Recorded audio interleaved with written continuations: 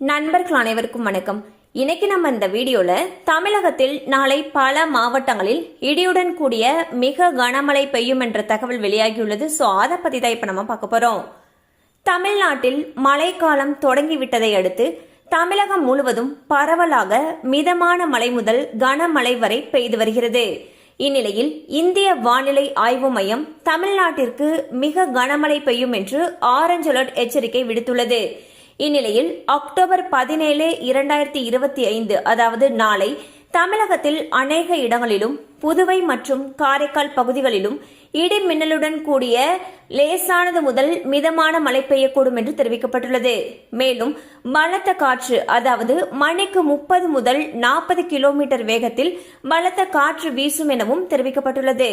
மேலும் சிவகங்கை, ராமநாதபுரம், மதுரை, விருதுநகர், தூத்துக்குடி, திருநெல்வேலி, கன்னியாகுமரி மற்றும் தென்காசி ஆகிய மாவட்டங்களில் ஓரிரு இடங்களில் கன முதல் மிக கனமழையும், தேனி, திண்டுக்கல், திருப்பூர், ஈரோடு, நீலகிரி, கோயம்புத்தூர், மயிலாடுதுறை, நாகப்பட்டினம், திருவாரூர், தஞ்சாவூர், புதுக்கோட்டை ஆகிய மாவட்டங்களில் ஓரிரு இடங்களிலும் காரைக்கால் பகுதிகளிலும் கனமழை பெய்ய வாய்ப்புள்ளது. ஸோ வந்து பார்த்தீங்கன்னா தமிழகத்தில் பல மாவட்டங்களில் கனமழை பெய்து வருகிறது.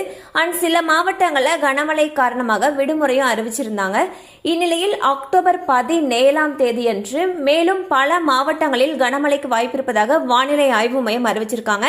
அண்ட் தமிழ்நாட்டிற்கு மிக கனமழை பெய்யும் என்று ஆரஞ்சு அலர்ட் எச்சரிக்கையும் விடுத்திருக்காங்க.